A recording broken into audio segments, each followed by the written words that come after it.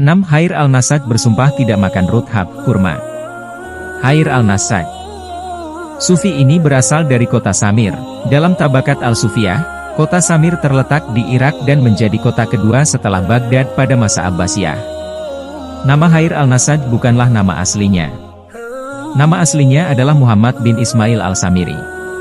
Terkait dengan nama terkenalnya, Hair al-Nasaj, terdapat kisah unik di baliknya. Al-Nasaj sendiri berarti tukang tenun, lalu dari mana kisah itu bermula? Begini kisahnya. Dulu, Hair al-Nasaj pernah bersumpah selamanya tidak akan memakan ruthab, kurma basah. Namun seiring berjalannya waktu, keinginan untuk memakan ruthab selalu saja ada dalam benak Hair al-Nasaj. Hingga pada akhirnya takluklah Hair al-Nasaj kepada keinginannya untuk memakan ruthab. Ia lalu mengambil ruthab seberat setengah ritel, kira-kira 200 gram. Ia pun memakan satu butir kurma. Ia pun melanggar sumpahnya yang dulu pernah ia ucapkan. Tiba-tiba dari kejauhan ada teriakan seseorang yang ditujukan kepadanya. "Wahai Hair, kenapa kau larikan diri?" teriak orang itu. Rupa-rupanya orang itu dahulu memiliki budak yang melarikan diri dan namanya Hair. Muhammad bin Ismail al-Samiri nama asli Hair al-Nasaj sebelum peristiwa ini setelah melanggar sumpahnya memakan ruthab. Rupa-rupanya atas izin Allah wajahnya diserupakan dengan budak yang kabur yang namanya Hair. Dari sinilah nama Hair disematkan kepada Muhammad bin Ismail al-Samiri. Orang yang meneriaki Muhammad bin Ismail al-Samiri lantas mencekiknya dengan anggapan bahwa ia adalah Hair. Beberapa orang yang kebetulan ada di situ juga menjadi saksi bahwa itu adalah Hair. Muhammad bin Ismail al-Samiri pun tak dapat mengelak, karena semua orang sepakat bahwa dia adalah Hair. Muhammad bin Ismail al-Samiri kini mulai merenung. "Apakah ini sebab aku melanggar sumpahku sehingga wajahku diserupakan dengan Hair?" ucapnya dalam hati.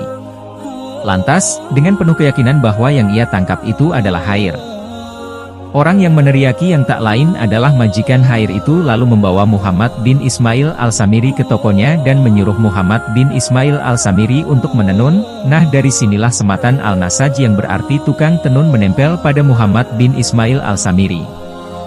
Kini semua orang menganggapnya sebagai budak yang bernama Hair al-Nasaj. Muhammad bin Ismail al-Samiri yang dikira sebagai Hair al-Nasaj pun mulai menyesali perbuatannya yang telah melanggar sumpahnya kepada Allah. Kini hidupnya dihinggapi dengan rasa sesal. Ia ingin sekali hidupnya kembali seperti semula. Pada akhirnya ia pun memohon ampun kepada Allah, dan berjanji tidak akan mengulangi lagi melanggar sumpah yang pernah ia lontarkan. Atas izin Allah wajah Muhammad bin Ismail al-Samiri yang diserupakan seperti Hair al-Nasaj menghilang. Kemiripan itu menghilang dari Muhammad bin Ismail al-Samiri dan wajahnya kembali seperti semula. Semenjak peristiwa itulah Muhammad bin Ismail al-Samiri memiliki julukan Hair al-Nasaj, dan hingga ia menjalankan kehidupan sufi nama Hair al-Nasaj menempel padanya. Salah satu yang lekat dengan sufi Hair al-Nasaj adalah tauhid setiap makhluk senantiasa berkurang dan tak sempurna, manakala ia bergantung kepada selainnya. 7. Ibrahim al-Hawas pernah dicabar, ditantang, orang Yahudi. Ibrahim bin Ahmad memiliki julukan Abu Ishaq, masyhur dengan nama Ibrahim al-Hawas. Beliau sufi yang hidup di abad 3 Hijriah. Jika Anda mengerti pujian, syair, atau nyanyian, tombo ati, ya beliau inilah penyusunnya. Ada sebuah kisah unik dari sufi ini. Kisah ini diriwayatkan oleh Wahid bin Hammam bin al-Harits yang diceritakan langsung oleh Ibrahim al-Hawas. Al-Kisah, dalam sebuah pelayaran Ibrahim al-Hawas pernah satu kapal dengan seorang penganut Yahudi. Selidik punya selidik, Ibrahim al-Hawas memperhatikan si Yahudi ini. Ia tak pernah sedikit pun melihat si Yahudi ini mulutnya mengecap makanan, bahkan si Yahudi ini tak bergerak sedikit pun dari tempat duduknya. Pun untuk urusan bersuci dan mandi, Ibrahim al-Hawas tak mendapati si Yahudi ini melakukannya. Si Yahudi yang mengenakan pakaian semacam mantel dan duduk di salah satu sudut kapal terlihat diam membisu, dia tidak memulai bicara kepada siapapun, dan tidak pula berkata-kata. Melihat keadaan yang seperti itu, Ibrahim al-Hawas berusaha untuk memulai perbincangan dengan si Yahudi. Si Yahudi berbicara dengan perkataan yang baik dan memberikan penjelasan yang sempurna. Dari situlah kemudian Ibrahim al-Hawas mengetahui bahwa si Yahudi ini orang baik lagi bertawakal. Ketika si Yahudi merasa nyaman berbincang-bincang dengan Ibrahim al-Hawas, tiba-tiba si Yahudi berkata kepada Ibrahim al-Hawas, Wahai Ibrahim Al-Hawas, jika kau merasa benar dengan apa yang kau imani dan engkau dakwahkan, maka mari kita renangi laut ini hingga ke garis pantai, seru si Yahudi. Mendengar cabaran dari si Yahudi, lantas Ibrahim Al-Hawas bergumam dalam hati, celaka kalau aku sampai kalah dengan orang kafir ini. Ibrahim Al-Hawas lantas mengiyakan tantangan si Yahudi. Lalu dengan begitu cepat si Yahudi lantas menghempaskan tubuhnya ke dalam laut. Lalu kemudian disusul Ibrahim Al-Hawas yang melemparkan tubuhnya ke laut. Tantangan ini pun berhasil dilakoni Ibrahim Al-Hawas. Kini keduanya telah sampai di tepian pantai. Lalu si Yahudi pun menawarkan cabaran lagi kepada Ibrahim Al-Hawas. Wahai Ibrahim Al-Hawas, mari kita buat kesepakatan, bahwa kita tidak akan bernaung di masjid, biara, gereja, dan ataupun bangunan sejenisnya, tantang si Yahudi lagi. Tanpa pikir panjang, Ibrahim Al-Hawas selalu mengiyakan tantangan itu. Ya sudah, terserah kamu, jawab Ibrahim Al-Hawas singkat. Kini keduanya sampai di sebuah kota. Keduanya sepakat untuk menetap di tempat pembuangan sampah yang ada di kota itu. Keduanya tinggal di sana selama 3 hari. Namun, di hari ketiga kejadian aneh menimpa keduanya. Kejadian aneh pertama menimpa si Yahudi. Tak ada angin, tak ada hujan, tiba-tiba ada seekor anjing yang menghampiri si Yahudi. Di mulut anjing itu ada 2 potong roti, lalu anjing itu tiba-tiba melemparkan roti itu di hadapan si Yahudi. Si Yahudi yang mendapat roti dari seekor anjing lalu berpindah dari pandangan Ibrahim Al-Hawas dan menikmati roti itu sendiri tanpa menawarkan Ibrahim Al-Hawas. Kejadian aneh kedua menimpa Ibrahim Al-Hawas. Tanpa diduga-duga sebelumnya tiba-tiba Ibrahim Al-Hawas didatangi seorang pemuda rupawan yang berpakaian rapi serta memakai wewangian. Pemuda itu membawa hidangan yang lezat yang siap disajikan, lalu pemuda meletakkannya di hadapan Ibrahim Al-Hawas. Makanlah, kata pemuda itu kepada Ibrahim Al-Hawas. Pemuda itu pun pergi tanpa meninggalkan jejak. Ibrahim Al-Hawas selalu menawari si Yahudi untuk menyantap bersama-sama hidangan dari pemuda tadi. Namun si Yahudi menolak tawaran itu. Si Yahudi tercengang melihat apa yang telah diperoleh Ibrahim Al-Hawas. Ia terkagum-kagum dan lantas menyatakan keislamannya. Wahai Ibrahim Al-Hawas, dasar dari apa yang kita yakini sudah benar, namun aku melihat keyakinanmu lebih baik dan indah. Ujar si Yahudi yang baru saja menyatakan keislamannya. Lalu semakin baiklah keislaman mantan Yahudi itu, dia lalu menjadi sahabat Ibrahim Al-Hawas. Keduanya lalu bersama-sama menyelami samudera tasawuf. 8. Abu Hamzah yang ditolong serigala. Abu Hamzah, nama lengkapnya Muhammad bin Ibrahim Al-Baghdadi. Catatan Abu Nuaim dalam Hilyatul Aulia, menegaskan bahwa Abu Hamzah adalah ulama, wali, dan sufi yang berasal dari Baghdad. Masih dalam catatan Abu Nuaim, Abu Hamzah juga pernah belajar kepada Imam Ahmad bin Hanbal dan Syaikh Bisir bin Al-Harits. Sufi satu ini terkenal dengan sifat tawakalnya. Sebuah cerita yang diriwayatkan Ahmad bin Muhammad bin Miksam dari Abu Bakar Al-Khoyat Al-Sufi, bahwa Abu Hamzah pernah suatu ketika tercebur ke dalam sumur, dan disitulah ketawakalannya diuji. Suatu ketika Abu Hamzah pernah menempuh perjalanan dengan hanya berbekal tawakal. Singkat cerita, pada malam hari Abu Hamzah merasakan mengantuk yang begitu sangat, ia pun tanpa sengaja terjatuh ke dalam lubang sumur. Abu Hamzah pun tertidur di dalam sumur itu. Hingga akhirnya ia pun terbangun dengan keadaan sudah ada di dalam sumur, ia tak mampu keluar dari sumur itu. Abu Hamzah pun duduk termenung merenungi nasibnya di dalam sumur. Dalam posisi duduk, Abu Hamzah yang ada di dalam sumur tiba-tiba mendengar ada 2 orang yang berhenti tepat di atas sumur itu. Salah satu dari keduanya tiba-tiba nyeletuk, "Kita tidak boleh membiarkan sumur berada di tengah jalan seperti ini." Lalu salah satu temannya bertanya, "Apa yang harus kita lakukan?" "Kita harus menutupnya," ujar temannya. Abu Hamzah yang mendengarkan percakapan kedua orang yang ada di atas sumur sebenarnya ingin sekali mengatakan kalau dirinya berada di dalam sumur. Namun niatnya seketika terhenti karena ada bisikan yang mengatakan, "Kamu bertawakal kepada kami, namun kamu mau mengadukan cobaan yang kau alami kepada selain kami." Disinilah ketawakalan Abu Hamzah diuji. Mendengar bisikan itu ia pun terdiam. Kedua orang yang ada di atas sumur lalu meletakkan sesuatu di atas sumur dengan tujuan untuk menutupi sumur itu agar tak ada orang yang tercebur ke dalamnya. Abu Hamzah terperangkap di dalam sumur itu. Ia yakin Allah akan menolongnya dengan caranya sendiri. Benar saja. Setelah sehari semalam berada di dalam sumur, tiba-tiba Abu Hamzah mendengar ada suara yang memanggilnya namun ia tak melihat wujud si pemanggil. Berpeganglah padaku dengan kuat, hanya itu yang ia dengar. Abu Hamzah pun menjulurkan tangannya seraya meraba-raba sesuatu untuk dipegang. Lantas ia pun merasakan memegang sesuatu yang kasar. Perlahan namun pasti, sesuatu yang ia pegang itu mengangkat dan menariknya keluar dari kedalaman sumur. Ketika berhasil keluar dari sumur, Abu Hamzah terkejut bukan kepalang setelah mengetahui bahwa yang mengangkatnya keluar itu adalah seekor serigala. Rasa senang dan takut menghinggapi Abu Hamzah. Bagaimana tidak, dirinya ditolong oleh seekor serigala. Serigala itu pun pergi selepas menolong Abu Hamzah. Selepas kepergian serigala itu tiba-tiba Abu Hamzah mendengar suara, "Wahai Abu Hamzah, kami telah menyelamatkanmu dari bahaya, tercebur sumur, dengan bahaya, serigala, dan kami akan melindungimu dari apa yang kamu khawatirkan." Begitulah kisah ketawakalan Sufi Abu Hamzah saat tercebur sumur. Ada sebuah bait syair Abu Hamzah yang menggambarkan ketawakalannya, kira-kira begini. Di hatiku ada tempat yang senantiasa terjaga untuk MU, segala pelik kesukaran yang menimpaku adalah ringan bagi MU.